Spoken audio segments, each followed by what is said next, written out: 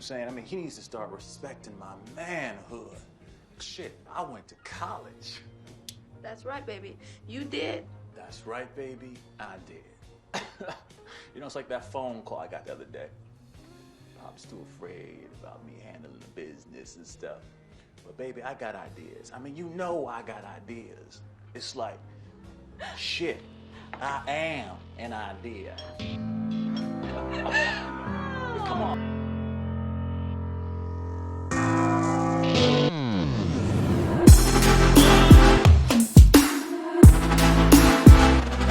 This is the warm up. Say the gym again, Pat. Never. But I'll say it again. Never? It's Okay. coming. Don't Yeah. worry. He's going to say it several times throughout Like the podcast. 100 times. But first, I guess we probably need to do it. Yeah, give me the AM radio intro. Oh wait, we were doing that because I mean this is the different shade. We're doing you're on the DL with Delroy Lindo. Oh. Like we gotta bring something different. Do you have other music, Pat? Of course. some Let's jazzy? see how this one goes. Ken, you're on. What? Oh, Oh, yeah, you brought this on yourself, Ken. turn me up in the headphones. I'm serious, nigga. I can't hear out of this ear. Turn my headphones up. I can't. Can you hear it now? What? What? It's very faint. But you're dialed into On the DL. That's right. Your favorite podcast about Delroy Lindo and all his amazing films. Bringing us today is our host and moderators, Kareem and the Ginger Giant Pat. Hello, everybody. It's our first We're try. gonna I don't know. Yeah, no, Very I NPR like it. bringing. I don't know. It's awesome. We can work on it. We'll work on it. You gotta do a lot of Workshop that. enunciation into the microphone. That's Almost right. ASMR like. Hey everyone, we're here to talk about Delroy Lindo's movies. Is that and microphone in your specifically mouth? Romeo Must Die. I I like your NPR style. It's beautiful. It's beautiful. I shouldn't have got the microphone made of Oreos. That was my mistake. You're just talking to a corner of the cob, aren't you? It's not plugged in What? anything. And sorry. And oh, la-di-da, mister. I don't have money for a corn cob microphone. Oh, a lot of anti-corn on the cob sentiment that I'm not a fan of. I got to be honest. My bad. Yeah, we're talking about Delroy Lindo. This is our spin-off pod from the Tangential Giants podcast franchise. We're going to be doing, as the title implies, we're going to talk about Podcast Delroy series, Lindo. if you will. Yeah, it's a deep dive into Delroy Lindo, and we're hoping to expand this into more actors that have DL in the initials. So if you got any suggestions or themes, let us know. But right now, thankfully, DL's got a... Go ahead. Does DL Hughley count? Yes. He will, unfortunately. He's got some on troublesome the takes. list. All right. But thankfully for us, Delroy Lindo's got an extensive film and theater career, so we could be here for years doing Delroy Lindo stuff. But we thought it'd be nice to at least give the man his flowers while he's alive. And if he ever listens to this, we would love for him to come on the pod. You could write me a check. And maybe offer one of his favorite, if he has one, a Jamaican recipe. I don't know if him or his family cooks or whatever, but we do know that he's Jamaican, so we're gonna ask him if he ever shows up. You could write me a check. Enough rambling, but we're gonna give you an overview of Delroy himself. Just a quick one before we get into one of the movies, and we're not gonna do this in chronological order. So those of you who are like, "Oh, I'm gonna wait 35 episodes before they get to all the good '90s movies," no, we're gonna give you one of the good ones up front. And then we have an interesting one that he did with John Candy way back in the day that I watched last year that we should really definitely cover because it is chock full of stuff that is appropriate to talk about these days. Yeah. So episode 2 will be that. Yeah, definitely. All right. Kareem, who do we have joining us on the podcast today? LL Cool J is joining us, ladies and gentlemen. He Woo! for some reason his lower third says BMO, but it is LL Cool J. Wait, his head is like a shark's fin? It's always been like that. Deepest, Okay, bluest. I mean, ladies and Queens gentlemen, represent, that's all I baby. know. Yeah. I think he's on the set of CSI right now, so that's why it looks like that. Is that Nice. the show that LL Cool J is on? I don't know. It's Ace. I know him and Robin are the on one the show with, Chris, together. with Robin. It's with him with Yeah. Chris O'Donnell, right? Yeah. It's one of the CSSs. See, isn't Bruce. that it's NCISLA, right? I think so. NCISLA SUV TX. No, I don't remember. Yeah. Tell people As about long as it's yourself. not FBI colon CIA. CIA. That's why we're starting to lose my shit. That's They just don't even that. And I can tell you right now, before you say anything, that's got to be ChatGPT, and they just said run with it. Wow. That's There's no way an editor is going like this. It doesn't make any sense any way you read it. It doesn't So matter. is the Cut, CIA print, part of the go. FBI? Is a subdivision of the what? That's what they think. Yeah.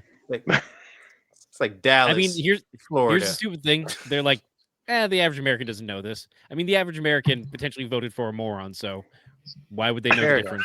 A third of America. We gotta keep saying this. A third of America voted for A third of America, not but half. there's also a third there that just bothered not to show up too. So because they were too busy waiting for CSI FBI to show up. Which, by the way, is another spinoff soon enough. I'm sure of. No, and that one actually makes sense though, at least. That one, at least that one makes sense. I think the FBI has a CSI team. Not two different divisions. Yeah. Do you think we can get CBS to sponsor the podcast with all this talk? We've said enough of their shows already. Like, I've been Paramount, trying to push. I think owes us money. I was trying to push from the get-go for ABC to pick up NYPD Blue, FN or what FDNY like Red. That one was at least like, okay, why not? Like, at least we're keeping up the theme. And is that like a spy versus spy kind of thing? Do the two branches just go after each other? It's like Tacoma FD, but less fun. No, then I want no part of this shit. No, more kissing though. Way more kissing. Ooh. Yep, you got me back. Things are gonna get hot in the firehouse this Saturday. But hold on, this is network TV though. ABC It's really 7. it's just kissing. No, not anymore. They gotta get butts in the seats. Now it's just hardcore. And they still get Zipwitz's naked butt. They still have Zipwitz's naked butt. That's the only butt they show though. Whenever they show someone's butt, they just. Are you going to tell me what I want to know, or am I going to have to show you my ass? I ain't saying nothing. All right, it was Jimmy the Hat. It's always go to Sipwitz's ass. Just a steal. Oh, but Sipowitz does it. That's all he ever does. All right, Bruce, who the hell are you? Did you say where am I or how the hell am I? Who are none you? of those? Who am I? He's asking for your bona fides. Yeah, tell people about yourself real quick. Your name, your social security number, you know. My address. Yeah, my favorite position, all that good stuff. Yeah, all the good stuff. Do I gotta get my full or just no, name? Just whatever you want to tell people. Just your given title. Okay. I am. Yeah, my name is Bruce. I am I don't even know what my current occupation is right now. USPS. Hustler. Kind of. Hustler. Oh yes, hustler. Yes. Hustler, washed up football player, former coach.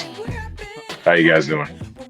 Perfect. We're good. Good to have you, Bruce. We check the gate. We're done. This is your first time on the pod, so we are happy to have you, and we hope that you come back after this. Depending on how. Of course, I have more free time. Great. So it's Pat, myself, and Ken. We're all here. Let me just get into Delroy's bio, unless Pat has anything else he wants to join in real quick. I'll say my jackass comments for a moment. Okay. Delroy Lindo, Delroy George Lindo, was born November 18th, 1952, in Lewisham, London, England. So but he's also Jamaican. His mother's a nurse, immigrated to the UK in 1951. His father worked various jobs. Lindo moved to Toronto with his mother when he was a teenager, and later to San Francisco, which is the spot of the movie we're going to be talking about later. So San Francisco is going to come up several times. Well, really Oakland. Wait, so then technically Canada still. So we've come full circle. Yeah, did he just show up here? Did he outlive his visa? Good heavens! Already we're going to be worried about. We got a whole deportation section for Delroy. Sorry, Delroy. You're getting thrown to the chipper. He developed an interest in acting as a child and attended the American Conservatory Theater, graduating in 1971. Early in his career, Lindo made his film debut in the 1976 Canadian comedy Find the Lady, which is the movie I was telling you guys at the top with John Candy. He played an army sergeant in it. He also played in More American Graffiti in 1979. His early career was more focused on theater, which again we'll cover some of the theater stuff he does throughout this overview of the man's life. In 1982, he debuted on Broadway in Master Harold and the Boys, directed by the play's author Athol Fugard. I think I chopped that up badly, but he doesn't listen, so who cares? By 1988, Lindo earned a Tony nomination for his Feel portrayal free, of Mr. Delroy, Mr. Lindo, Yeah. please. Yes, Just hit please. up just up on Twitter or Blue Sky or what Oh have no, I'm you. not saying Delroy's not listening. I'm saying whoever Athol Fugard is. Oh yeah. I mean, Delroy's for sure gonna be. He's definitely listening. You could write me a check. Yeah. He got a Tony nomination for his portrayal of Harold Loomis in August Wilson's Joe Turner's Come and Gone. His breakthrough and Spike Lee collaborations are what I think most people are going to be really focused on. Lindo's career gained a significant attention with his roles as West Indy Archie in Spike Lee's Malcolm X, which I thought was, I don't know if any of you guys recall that, but that was a pretty amazing role. And again, we'll revisit that later. And that movie came out in 1992. The performance showcased his talent and led to more prominent roles in Spike Lee films. There's a bit of a note that he has in an interview where he talks about being in theater with Denzel Washington. And that's what kind of helped him get more roles of Spike Lee, because Spike Lee kept going back to Denzel. It wasn't like Denzel was like, hey, I hire this guy because I like him or know him, but it was just the fact that, he trusts Denzel's opinion and the stuff that he's been in. So he was like, hey, Delroy can get in some more stuff with me. Nice. He was also in Woody Carmichael in Crooklyn, which is, again, another Spike Lee joint. Rodney Little in Clockers in 1995, and Paul in The Five Bloods, which was a Netflix thing that came out in 2020. His performance in The Five Bloods won him the New York Film Critics Award for Best Actor and the National Society of Film Critics Award for Best Actor as well. Some of his diverse roles started in like I said, the 90s, which is, again, where the movie we're going to talk about kind of comes into play. Lindo continued to take diverse roles, including Bo Cattle and Get Shorty. I totally forgot about that, but we'll go back to that. He's Arthur like the Rose, main protagonist. yeah, and Arthur Scum, Rose in right over Cider scum. House Rules, which was, I think, another one of those defining things, and Detective Castlebeck in Gone in 60 Seconds. I will never forget that. You seem to have left out Congo. Oh, there's more, Pat. Like I said, the guy's got an extensive career. 50 These years. are some of these diverse roles. He also starred in TV series such as The Chicago Code in 2011, Believe in 2014, and The Good Fight from 2017 to 2021. And I'll give you a little bit of his accolades, and then we'll jump into the movies. But Lindo's powerful performance on stage and screen has earned him numerous accolades, including the NAACP Image Award, a Satellite Award, and a nomination for a Drama Desk Award, a Helen Hayes Award. I have no idea what the hell that is, but it sounds impressive. He's got a Tony Award from Award. Helen Hayes.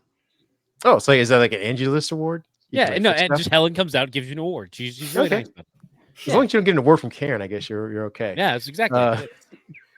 He's got 2 Critics' Choice Awards for television awards, 3 Screen Actors Guild Awards.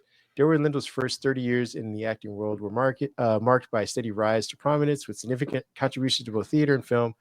His collaborations with Spike Lee and his versatile performance have cemented his legacy. Unfortunately, after all his accolades, the man doesn't have an Academy Award. If I could start pitching for one right now, I think he should get one. Because he's one of those, I think he's beyond a character actor. He's not one of those kind of guys like, oh, I remember him in that movie. It's like, no, this is DL. And he usually is, to Pat's point, kind of a main leg in most things that he is in. I also would go ahead, Pat. I would say he's not always the main character, but he's always an important character. Yeah.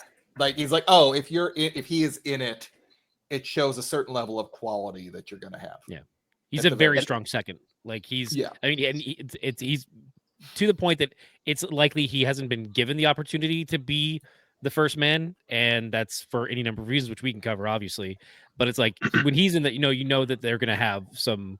So he's got acting chops, and he's there for it. Like the role that I think of often is Ransom, against when he's the agent that's trying to help Mel Gibson get his kid back. Give me back my son! And he's decisive. He's trying to help him. His wife's trying to, like, he's being pulled in so many different directions, and he's trying to give the best advice possible. That's probably the one that, like, one of the first ones on my radar. Otherwise, it was The Hard Way with Michael J. Fox and not Ed Wood. What the heck? James Woods. That's where I like the first time I saw him in something. But yeah, like in a movie like Ransom, where you have so many strong actors, he definitely still stands shoulder to shoulder with a lot of them. Oh yeah, I was gonna say that I think we need to find, or I don't know, maybe there already is a defined category for this, but it's the father slash mentor role that I believe Pedro Pascal is kind of filling right now for a lot of movies. I feel like Delroy kind of, maybe he didn't pioneer it, but I've in the time I've been watching movies and TVs for the last 37, 47 years, have had that knowledge. He's filled that role. He's always either been a mentor-esque, even if he's like a criminal, like he was a mentor in Malcolm X to Malcolm X, even though he was like a mob boss kind of. He was a mentor, even mentoring Nicolas Cage as he was hunting him in Gone in 60 Seconds. He's been the father figure in a ton of stuff. And so This Christmas. Exactly. He was like, yeah, the main one. So I'm like, there's got to be, if there's a award section for that, or just a filler, I don't know, maybe it's an industry term that they use. Like, we need someone to fill this blank section. I feel like that he was the go-to guy for a long time for that, especially for like Black Danny, men. like Danny Trujillo, Danny. You mean for like the mobster Mexican guy? Well, yeah, I mean, something like that. His roles. Yeah. I can actually beat that guy. Yeah. No, I'm sure there's like on the casting call, they have terms for these, and they're like, I need a blank. Can you find me a Delroy Lindo type? Yeah. But I feel like right now they've been saying, okay, can you find me a Pedro Pascal type? Because he's been filling those, like, if you look at the movies he's been in, it's like, oh, he's the mentor / dad in the last, I don't know, 7 projects he's been in. Yeah, like for at one point he might have been like, "Hey, it's that guy." Now you're like, "No, that's Delroy Lindo. He's a known name. He's a known commodity." Oh, definitely. And for those people that are still kind of drawing a blank, he's been known for the racist GIF, which I love. It's not even a GIF. It's really just like a clip where he's on network television. He's playing in the role of network television, and there's a guy sitting across from a white guy who's talking about diversity and racism and whatnot. And Delroy Lindo's egging him on to say, because he knows he wants to say the word that a lot of, I don't know, devout racists like to kind of throw out there and then have plausible deniability. Go ahead. Yeah, say it. Say it. You want to say it? I'll say it with you. So say it. Say what? Say the word you want to say. I'm not saying that I want to say it. I'm just saying that I can't. Sure you can. Say it. Say it right now. I will say it with you. Okay, this is hypocritical. You know we can't. Sure you can. This is America. Both of you. Say it. I'll put the clip in here as we're talking, but you'll know. It looks so real. Anything else? That's what you'll know for on the internet, because you've seen it and you've seen other people use it. With that being said, we're going to jump into our first movie for Delroy, and we'll bring up some other facts and stuff as you go through it. But I've talked enough about his intro. Pat, do you want to kind of give us an overview of the movie? I put it in the OneNote if you want to use that, or you can just wing it from the top because you're pretty good at that. I will see what I can do, and we'll just you can see do how both. it goes. Yeah, I will. It's not. So you know what? I'm not starting off great. Let me dust myself off and try again. Oh, there he is. All right, thank you. Known as Romeo Must Die. Sorry, Romeo, you gotta die. The movie came out in the year 2000. I want to give the exact date. It was March 2000. 24th, 2000. Simpler time, man. Simpler time. Way back then. I remember this movie being one of the big, I think this was like Jet Li's second or third US only movie. And it was really in the height of, we're going to take like Jet Li and jam him into films and just let him go to town. And he just had that string of like action movies where I think he fought like, I know DMX is prominently involved in a couple of them. Well, that's because the director who does this goes on to do like Cradle to Grave, or wait, no, sorry, which is the DMX one. Yeah, and DMX is in this one, and like they do. He's like, no, this is my oeuvre. These are my trilogy that are all soft. Well, this is the era, and I think this is kind of the tail off of the rap rock thing that kind of came and hit hard and hit fast. It was a lot of we're gonna mash genres together in the late 90s, early 2000s. We don't know what to do with these two things, but if they could be like peanut butter and jelly, we can make some money, and that's what I kept thinking. There was definitely a fairly racist Hollywood executive that said, black people like kung fu movies. Let's get that Jet Li in there and put him with DMX and go. Guys. Definitely happened. I just heard about this group called Wu-Tang Clan. I think we could do something with this. It's perfect. This group of black guys who love kung fu. Yeah, we got this. I mean, this is right after Lethal Weapon 4 that he makes his, I believe, American debut. Like, he's in other things as well, but those are mostly overseas. And I think the main thing that hits for him here in the States is Lethal Weapon 4.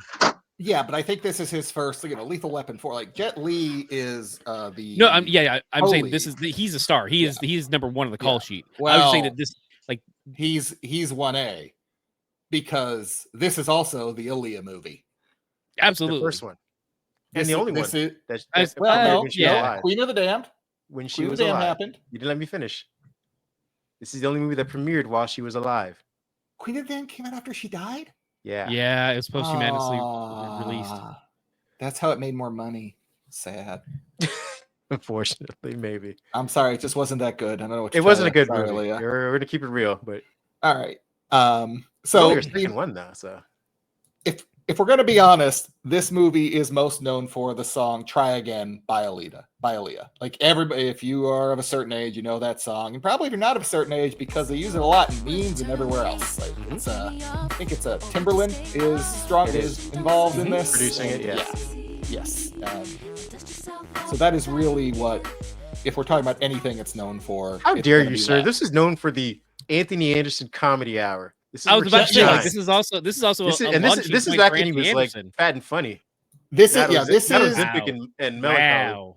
No, this is funny Anthony Anderson the first go around before he was serious. This is before The Shield and all that stuff. This is just him being funny. No Law and Order yet, none of that. How about when you were a kid? 13, 14, fat, not very popular. Burying your head under the covers to drown out the screams of your baby sister? Your 6-year-old sister that your daddy raped night after night? And you couldn't stop it, could you? Too much of a coward to confront your old man, but not your mama. She emptied 2 loads of buckshot into his gut. So daddy's dead, baby sister's in the psych ward, and your mama, she's doing life in Chino.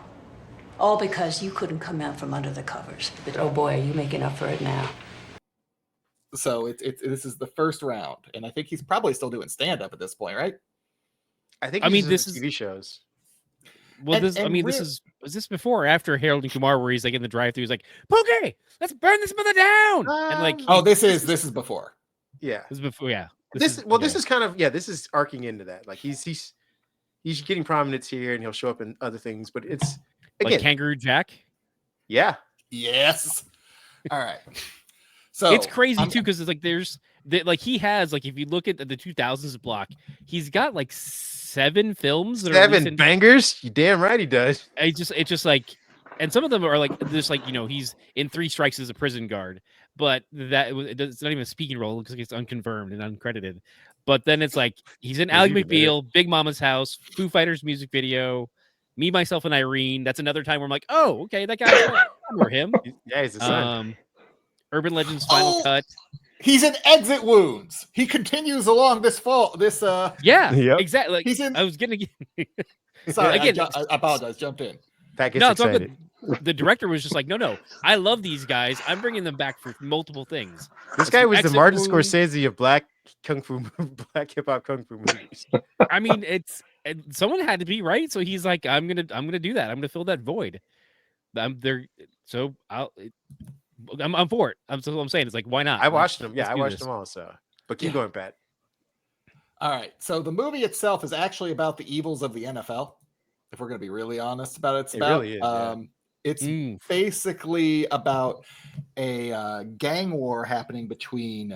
I want to say they literally are the triad, but it's I don't know what they're called. It's unnamed because they're just generic. Well, I mean, it says it's as part of the overview that we scraped, i.e., AI. We kind of AI'd it. We just pulled it actually from Wikipedia. They Why, use why they would you say admit they to call that publicly? That's just because everyone uses Wikipedia. It's okay to use Wikipedia. I didn't AI. yeah, it. but I just Wikipedia isn't AI though. No, You're not. I'd Someone rather went in there admit to and typed using Wikipedia. Wikipedia than using AI. They use Exactly. Po Sing, which is the youngest son of the Chinese triad boss. So Yes. they do it officially called So the Chinese triad. okay, yeah. So it's the Chinese triad versus a black gang in Oakland, California. And all of this is happening. There is a gang war happening. The youngest son of the head of the Chinese triad gang is killed, and that brings his brother, who has been in prison. He's tossed out of a window, by the way. Yes. Well, a lot of people get tossed out a window. No, wait, he's no, not. he isn't. No, No, he's you're not? wait, jumping ahead. You're jumping ahead. Oh, sorry. Yeah, Sorry. Shut your bitch ass up! Let the man do his job. I got my window falls mixed up. God. His death leads to his brother Jet Li, who is character is Han, who is in prison in Hong Kong, leads to him escaping prison to go investigate in Oakland because that's easy to do and can happen. Before you jump any further in it, though, you have to mention that he's a cop in prison, and we don't know why. I didn't get there. Well, he went. No, okay. I do know why. He went to prison because he did so that his brother and father could escape. Okay. All right. Yeah. Now that's not revealed until later on because it just starts with Poe hanging out in a club that's run by DMX with some sexy ladies, and he's like, yes, continue dancing. You're very sexy. Yeah. And then the dude walks up. He's like, you better get out of here because I don't like you. It's like, let the man just have his time. Like he's hanging out, having a good time. What's the problem here?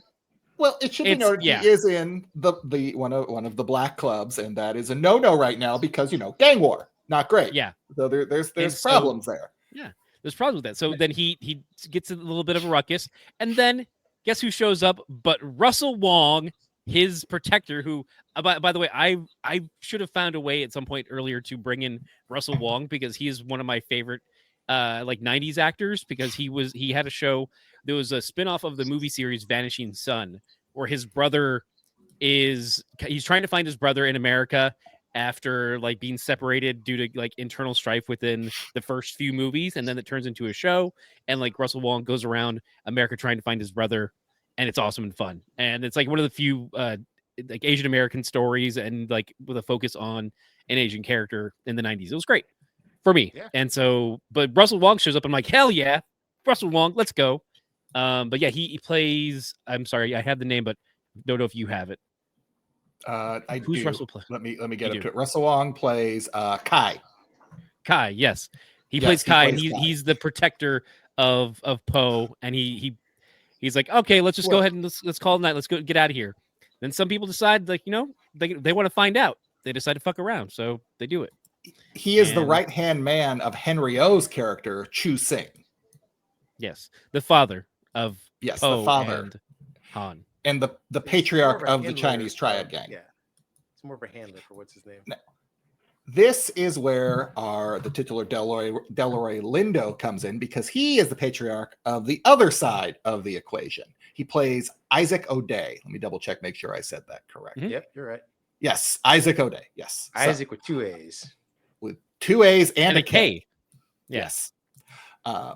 So Poe is I lost my place. All right. So Poe is murdered. Kai finds him. This leads to Han coming back. Basically, the entire plot revolves around the NFL is trying to build a stadium in Oakland. That's the entire thing. They want to build a stadium in Oakland.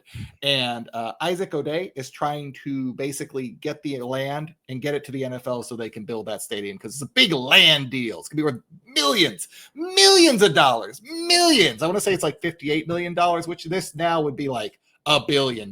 So yeah, it's laughable now. Yes, it's nothing. But it's all the okay. I do want to preface that because I'm a ridiculous pedant and we all know this. So it's not Kai that finds him. It's just a kid who's doing a paper route or leaving the house, looks up, sees Poe hanging from a tree in the black side of Brooklyn area. I'm not sure exactly where this is supposed to be at certain times. And so just a random kid finds him. Then word gets back to the Kai and then back to Father Singh. And then you also find out that Then we cut to the O'Day house where Mac is having a few words. And he comes up. He's like, tells Isaac, "Hey, like this is what's going on." And he's like, "All right, let's set up a meeting with Singh." And they go, and I think they go to an airport. It looks like because they go through metal detectors. So they're trying to show like, "Oh no, we're trying to set up a neutral ground." And Isaac comes to Papa Singh, is like, "Hey, I'm sorry for your loss." And Papa Singh's like, "Yeah, you don't. It's keep your words for yourself." And he's kind of standoffish, and it's a little bit. I mean, it's this entire time you don't know who did what, or why they did it. So you're kind of like, okay, so we're learning bit by bit. These two are in an uneasy alliance, trying to manage either side of their cartels. So they're in an alliance because they're both working on a joint deal for this NFL thing. And so but we don't know about the NFL aspect of it until probably halfway through. Yeah, no, but it's fine. But if you're listening to this right now, spoiler alert, go watch the movie. What? Honey. Wow. Are you kidding me? You just ruin it every time. I'll see you at home. Well, wait a second. Rude. Now, how would you not know that was taking place? You should watch it. You should You can watch it on YouTube in clips right now. Like it's there. You're good. Yeah, I mean, the overall premise is implied early on, though, obviously, that it's a land. It's a land grab. Well, not only that, but just that at least the way that it's shot and cut and edited, that it's implied that the Black gang had something to do with this, because you get the fight tussle, and then you get what would essentially be the resolution of him being, found hung in the neighborhood. So it's led to believe like, okay, they must have caught up to him after he left the party, and this is the result of that. That's at least how you're led to believe by the way it's edited. That's how they get you. So Delroy Lindo's character. I'll say about then is when we see a bunch of people show up to a Chinese prison, and then new people arrive and show up, and word gets to Han that like I bet there's multiple times where people lean in to tell people something, and I'm like, a lot of whispering. They whisper, but they're not saying anything. There's like you're not saying anything. Don't like give me something here. Like they non-whisper talk to someone, and then boom, the person's gone. Like all right, he starts a fight in the mess hall, and he gets drug away, and Han's like, all right, well, this is where he's going to go to the hole now because he started a fight. So it's really unfortunate. He finds out about something, and we don't know what he found out. But we also don't know that the time difference. Yeah. Things. Word travels fast, real fast. Like keep your eye on the card. Red card. Get your eye on the red card. Han breaks out of prison and in no time is able to fly to the U.S. We have the no passport. Funeral how happens. does he get on a plane? Yeah, how does he get on a plane being a fugitive? Pre 9/11. Yeah, that's basically what it is. It's pre 9/11 that, he commandoed it. He rode on the landing gear until he got in, and then did a thing. Like it's fine. It's pre 9/11. I'll believe anything. Pre 9/11, he had under 3 guns, so he was allowed on the plane. Fair enough. Okay, 3 gun minimum. Gotcha. Yeah. At the funeral, Han shows up and blames his father for his brother's death. And at the same time, Isaac is concerned that even though Chu says that the deal is still on, he's concerned that he's going to look for retribution. So he puts security detail on his son, Colin, who, don't worry about it, it's fine. Like he'll be mentioned, but it's not a big deal. And Colin his daughter, Trish, played by Aaliyah, and the security detail that she gets is none other than Maurice or Anthony Anderson. Being hilarious, hitting on her every time they're on screen, just never shutting up, just doing his thing. Yes. Just shooting it out. So Isaac and but hold on, he has a crew too, by the way. It's not just him. Yeah, it's him and like a bunch of guys that are just like there to get their ass beat by Jet Li every 10 minutes. Basically, yeah. I think at this point too, we do pop into a barber shop at one point, and the guy's getting a shave because you got to get a shave in time you're in a barber shop. Someone's getting a shave, and he's like, "Oh, we got a package delivered. Why don't you look what's inside this?" Boom! He got a box full of fire, and it explodes, destroys the barber shop. It's pretty quite quickly, the total shift.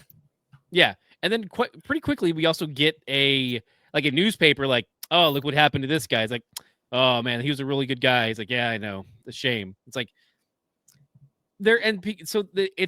we know that they're trying to clear out, like, just because we've been in these type of films before, we know that they're going to be trying to get people's deeds, and they start talking about, like, oh well, we need a deed to that place, we need to get this, and we start to learn, like, okay, they're just trying, it's a land grab thing, and for some reason it's like, oh well, then are we supposed to believe that this is an attack for the gang thing? I'm like, I'm not buying that off the bat, because why would the Chinese gang triad care about an old barber shop other than just the territory thing? It's just like, that old man ain't doing nothing but hurting. He's giving people haircuts. Who cares? Leave the man alone.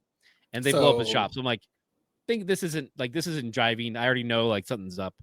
Ken is just cutting through the M. Night Shyamalan twists and turns of this movie and getting right to the meat of it. He's not being fooled. He's not being tricked. I do think it's important to note that Trish refuses, played by Aaliyah, refuses to be involved in her father's criminal activity. So she just runs her clothing shop, which is definitely not funded by the money from the criminal activity at all. Definitely no criminal money was put in. All right. We could also mention too that her name is Alia. Is the am I saying it wrong? Sorry. Yeah, it's okay. I mean, that's the correct pronunciation. It's like, because I saw a video of her pronouncing it like it's like Ali, like Muhammad Ali, so it's Alia, but like a hard emphasis on the A. But also, I heard it the opposite way for all X amount of years until just recently, so I understand the mistake, but just put it out there. Remember, anyone who has anything to upset about us, please send us emails at Emerald Knight. You go ahead and send it over there. It's fine. We'll do it there. By chance, Han goes into Trish's clothing store and helps her escape her security detail. Sorry, no, he doesn't. Ken. I thought it was by chance. No, so Han, so Maurice shows up and is like, "Hey, girl, I'm gonna take care of you. I'm gonna be your protection." Oh, and I'm sorry. Actually, I scratch that. She ends up going out with Mac, and Mac says, "Hey, your dad's into some deep stuff. You have to take the security detail with you. This is who's going to be your detail." She goes with Mac at one point, or with Maurice at one point, and then she ducks out of the record store to go to get away from him, and she hops into a cab, and Akbar, who is now being played by Jet Li, it was hotwiring the cab and stealing it because he's trying to get to his dad and stuff like that, and that's how she meets him, is in the cab. Yes. She hops in the cab saying, "Get me out of here." At this point, Jet Li, Han is lying, saying his name is Akbar, so he doesn't. Technically speaking, he doesn't lie. He's like, he just says, "Okay, I'll turn the cab." That's the name of the cab driver. Yeah, it's on the placard, and she's like, "Yeah, Akbar." Yeah, I think it's gonna hold up in court, Ken. I got to be honest. You know, I'm just saying. He didn't. He didn't misrepresent himself. Well, technically, he did. Assumed. She assumed. Okay, she's like, that man in the cab must be a cabbie, right? Oh, I see how it is. I mean, if he agrees to it, I think he misrepresented himself. So it's her fault. He even gave her the money back. He's like, is it a woman? Blame the victim, Ken. You know the rules. Yeah. Oh wow! This is where you're woke nonsense. Why did she get in his cab if she wasn't asking for it? Wait, who has woke nonsense? I'm confused now because I don't even know who does at this point. Yeah, like you're both going the other way. Frankly, if he was dressed like a cabbie, he was asking for it. I'm saying. Yeah. Well, he was definitely asking. Was he dressed like a cabbie though? No. All right. Sorry. Well, this leads to one of the first scenes with between Trish and Han, and they start to form a friendship. And it turns out Han discovers that the last person to talk to his brother that day was someone that made a phone call from Trish's clothing store. How convenient. All right. So, I thought Ken was going to jump in. All right. So you pissed him off enough with all your inaccuracies. I guess so. I'll just keep being inaccurate then.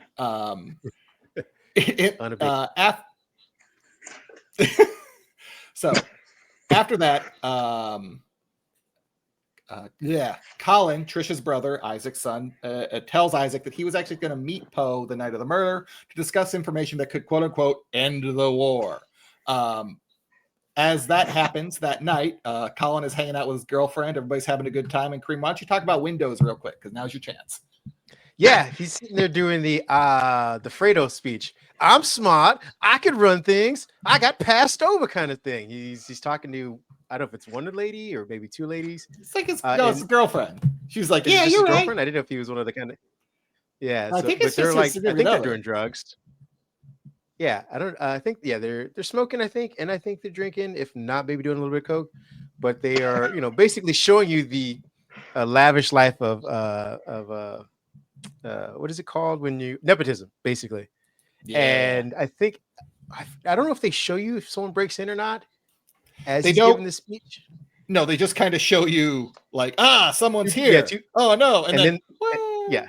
Then they cut to the next scene where they are being tossed out of the penthouse window, him and his girlfriend, into I believe the fisherman's wharf below or whatnot, the bay or whatever, underneath the building. And then you get to the next morning where I think Isaac and Mac are already there, and the police are kind of doing their thing of dragging the bodies out of the water. And I believe Aaliyah shows up to at that moment where they're kind of putting the bodies into the ambulance and gives first starts crying, breakdown, and then she immediately goes to anger and blaming her dad for this. Yes, there's a lot of like hitting, and I do feel like, unfortunately, we did skip a very important scene. Sorry, what did we skip? Just that would be the football scene. Is that before the murder or after? I believe it is before the murder, because by the murder, Trish and Han have already teamed up.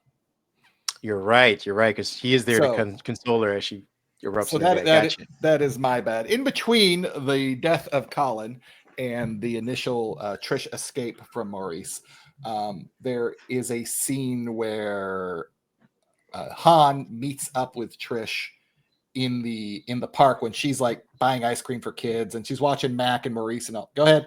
Ken. There's two scenes, because there's a scene where he's like, he gets the information that his brother, he goes back to his brother's place, hits the redial, finds out that it's Sapphire Phoenix or whatever the name of her clothing place is, goes back to it, sees Trish walking out, has a cabbie follow her to her place, and he walks into her home. She just like puts out her groceries, and he just walks into her home, and he's like, I have some questions. It's like, what do you mean you have some questions? Like, what are you doing here? Like, this is you can't just do this. And you can when your name is Akbar and you're right and you drive a taxi. Come on. Right, exactly. Free 9/11s, Ken. Everybody knows taxi law. Fair enough. And so he just kind of like barges in, but he at least like he wins. He's like, oh, it's about my brother. He passed away. And she's like, okay, well, I'm sorry, I can't help you. Like a lot of people call the house, maybe it's, call the shop. And he's like, okay. And so he's gonna leave. And then right then they start to hear Maurice show up, and they're all loud, and all the boys are hanging out. And he's like, okay, no, I've got this. And he's like, okay, take some money. He's like, and he plays it off as if he's a delivery guy. And I'm like, okay, so this is how he gets away. And then that's when Maurice shows up, and he's like, oh yeah, okay. Starts to talk to her. He's like, wait, I don't smell any food. Starts calling him dim sum. Yeah, they calls him dim sum. Hey, dim sum. Dim sum and dim sum. Yes. And so then that's when they get in a fight in the stairwell, because that's when he's coming down. He's like, I know a few moves too. Whoops them all, uses zip ties, like hog ties some of the guys. Just real like just real slapstick comedy really through there. Yeah, really whoops his ass. Whoops their ass. Yeah. Oh, I guess because to Ken's point, this actually leads to why he wants to whoop the shit out of him at the football game. Mm-hmm. Yeah, this is why all of them want to get their payback. Because then it becomes hey, isn't that guy that beat our ass? Oh, he beat my ass. What are you talking about? He didn't beat my ass. Yeah. It was just true. He didn't. He just beat up everybody else and ran and left. I forget like what the interim is, because at one point, I guess that's there is those other moments, and then they come back to these like, oh, hey, I really need to know my brother, because he goes back and he finds the cane and he finds the list of locations at some point in there too. And he's like, what's all this about? Oh, that's right. Underneath the coke was the piece of paper. Underneath the coke. Yes. The top of the cane opens up, and there is some cocaine in there. Cocaine. Cocaine. And then after that, he looks under the cocaine. Cocaine. And there are the locations of just businesses listed around Oakland. Turns out those might be the businesses that were being targeted and attacked when they wouldn't sell their property. Yes. Fast forward to the football game now. Good. Yeah, so then we get to the football game where Han Akbar catches up with Trish when she's hanging out Dim with Sum. Trish on ice cream. Dim Sum catches up and is just asking if she had a chance to talk to Colin. Colin's not dead at this point, so she could still talk to him. Still alive at that time. Mac sees that she is talking to Han while they are playing football, and then of course Maurice's gang pipes up, "Hey, that's the guy that kicked our ass," and Maurice did get his ass kicked. They're all liars and thieves. That's what Maurice says. And then Mac invites he equates, because you know kung fu and you beat us at that. We know football and we'll beat you at that somehow. Yeah. So it becomes the NFL in the 1970s. They start every time they have in the beginning, every time Han touches the ball, they just whoop the shit out of him. Like a lot of clotheslines and stuff, a lot of trash talking. So then Han decides that's cool. So he tosses in the ball, and then they get a little action sequence where he's kicking him in the face and beating him up. Yeah, a lot of personal fouls. Spin of the football at the Bruce, end. what are your thoughts on these moves in the football scene? Legal or realistic? Illegal? Unnecessary roughness? Is that what you're making a reference to? I love that movie. Moving on. That's a great movie. This guy. We got to cover that at some point. Flag, felt necessary to me. Yeah, a little bit of Espen it's too much of Espen going down in that game. Just a little too fist fight. The name of the game is Hit, okay? That's what you're supposed to be doing. You're not getting CTE. Why are you even playing? Yeah, that makes Sorry, sense. guys. I'm having 1 second. But forget the name of the style that they're using, but it's very. Is this movie coming out after Crouching Tiger? Because they use similar like. Oh, I mean, now it's called like wuxia, I believe is the term. It is the name of the style? More the wire work. Yeah. Yeah. Because they do use that during the game. Someone feel free to correct us. Go ahead and comment down in the comment section on YouTube. Please let us know how we can improve. Yeah. But they do use a similar style during the football scene, which is kind of really felt out of place. But I know maybe it's the juxtaposition between like the way that Maurice and his crew were playing football versus the elegant style of ass whipping that was incorporated in this version of football with Jet Li as well. Who knows? Maybe that was done on purpose, but there was definitely took me out of that scene for a little bit when I'm like, okay, he's just like spinning on top of their heads and shit. I mean, there was also the wire work at the very first fight with Russell Wong and stuff, whooping ass, and in the beginning he had still some felt too. Well, because I felt like that was a fight though. That was like meant to be done for both parties. It was only being done for one party in this one. I mean, I don't think it was like Anthony Anderson was doing any wire work in his like tackling. That's fair. I think just I guess the victims in the club definitely had some wire work. Like they got kicked across the room, and they had some wire work done. But I believe one guy actually does hold up Jet Li to get clothesline. So I take that back. Yeah. Pat, what else you got? Technical issue. Ken, jump in, please. Okay. Right, so he kicks her ass in the football game. He kicks her ass in the football game. High fives like, Aaliyah. American football. That's right. He goes back to Aaliyah, and this is where Aaliyah's she's like, oh, I'll talk to my brother, and he's like, okay, cool. Takes his ice cream and gets out of there. And all the kids, like we also talked about the kids. There's like, I forgot about that. That's Let right. him Yeah, have a little one. Like I'm like, okay, this is just like a little bit of business for her to have because she's part of the community. But Black Dynamite.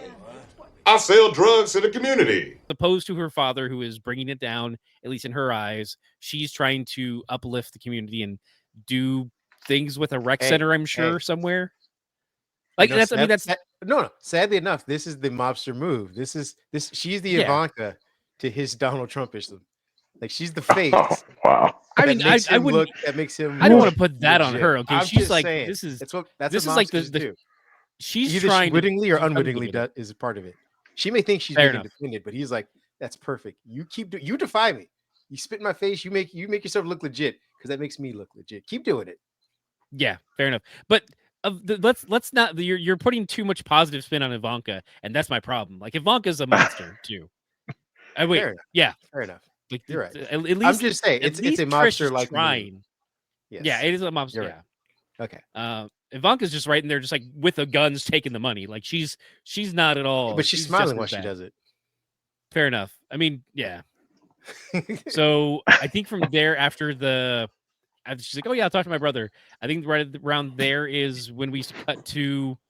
There is a meeting between. I mean, we've missed a couple of the meetings between Isaac and his son Colin, who's played by DB Woodside, and I know him as Robin from Buffy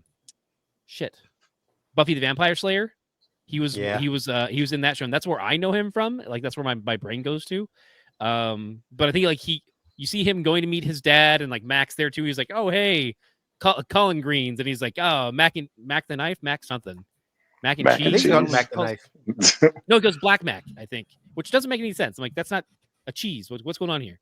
I mean, he is black, and his name is Mac. I mean, there was a white Mac that was cut from the. Okay, that makes sense now. Okay, it all comes together. I mean, I think if you said yellow Mac, it'd have been too much on the nose, though. Fair enough. But yeah, so like, there's a his few most scenes important there. role, Like, sorry, go ahead. His most important role is Wayne Palmer, son of President Palmer in 24. Just want to throw that out there. Oh, I feel like Pat's going to do this whole 7 degrees of 24 in everything we do. And I mean, until we give him a 24 pod, like that's like fair enough. What episode are we on? Like we're like, the 24th episode of some season. We've got to just go for it and do it. We'll do it. Otherwise, he's just gonna be like, well, so, there's also this when he was in this. He's also in Lucifer. And yeah, he's in Lucifer, but I remember him mostly aside from 24 in Private Practice. That's the Grey's Anatomy spinoff, I believe. Okay. So I remember. Yeah, his top 4 known by for IMDb is Lucifer, 24, Romeo Must Die, and Buffy the Vampire Slayer. So we are their 4-quadrant demographic of how we know him is that. Yes. It was one of them was going to hit. Yeah. We got him. All right, so he's having a meeting with his dad. Yes. Yeah, his dad's telling him, I've got plans for something. Yeah, this is the mobster part where he's like, I am too tarnished as a mob boss in the community. But Black Dynamite, I sell drugs to the community.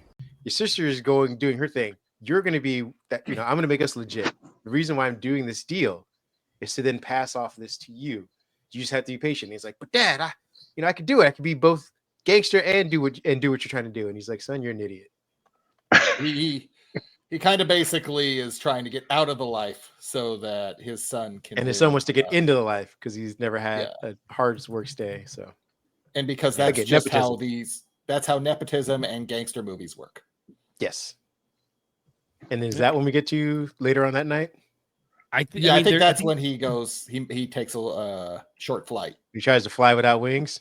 Yeah. Can you fly, Bobby? Can you fly, Bobby? Clarence, no. There's a quick. I mean, is this? I'm trying to remember. When do we go from Trish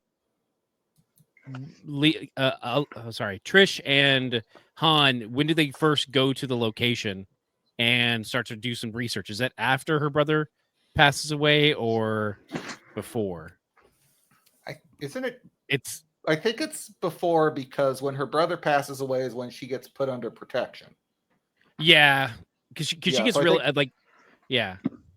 Yeah, we get minor CSI investigation with Trish and Han. And that's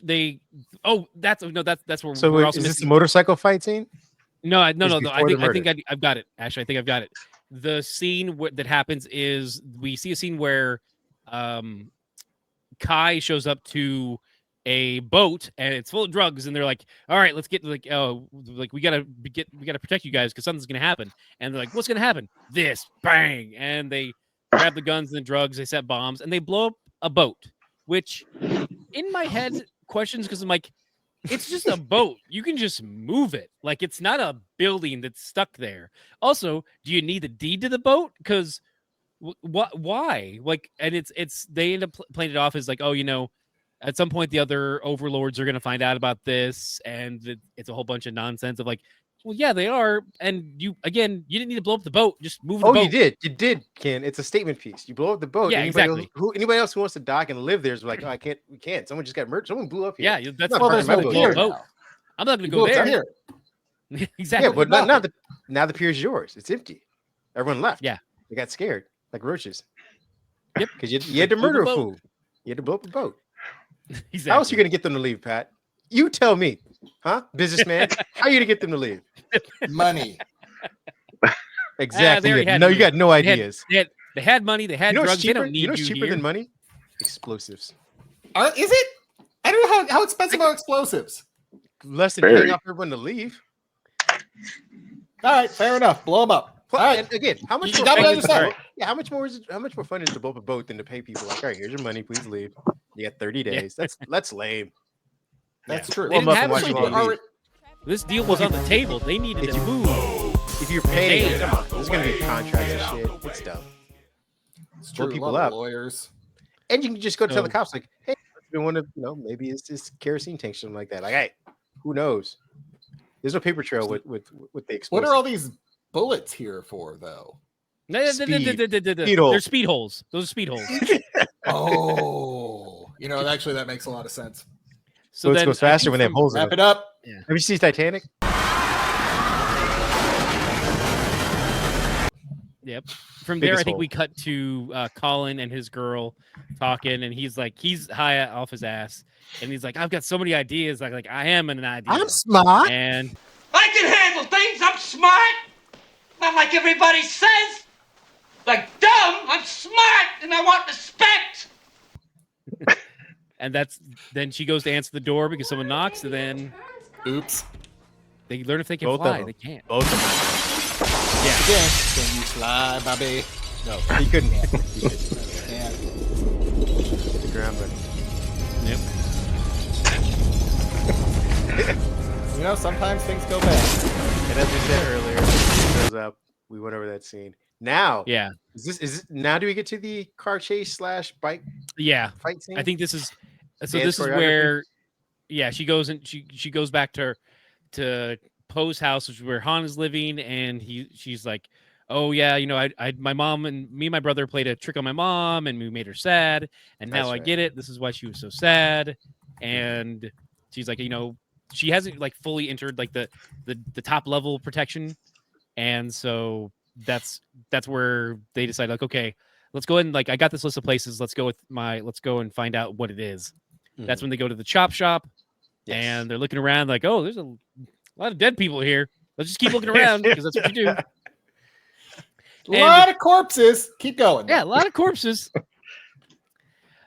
The thing, and then so like as they're going out the side, cars start pulling away, and then 2 motorcycles come to. Like, wait, there's still somebody alive. Let's go back and kill him. Bang, bang, bang, That's bang, right. bang, bang. As Just like one that. does. Yeah, like you do. Now these are the imported Chinese assassins, correct? Well, we don't know yet because They're not they've got to chase him down. And this is the part that gets me too. Is like they got to chase him down because like they're wearing helmets. We don't know who they are. That could be the black gang. It could be the Chinese gang. We don't know. We got to go and find them. So we end up chasing them down. The 2 motorcycles start chasing us down because they run out of there in a car and stuff. And at one point they like knock one of the motorcyclists off because like they're doing all kind of car stuff and they fall off. And I'm like, if you just go over and grab that dude who got knocked off, you can just find out who it is right there. Instead, They're being they like chased, Ken. Yeah, I know. They enter a chicken fight with the one who's still alive. And I'm like, just he's right there. Just go get him. The one on the floor. And they get in a chicken fight and they finally like get to them. And this is where we get a fight where Han will not hit a woman. We get a because gentleman in the room. They started fighting and I helmet would slap comes the off bitch. and it's a woman. And I think it's the woman who was in with Poe at the very beginning of the movie, but I might be racist and I'm not sure. So, but I, thought it was to her. be true.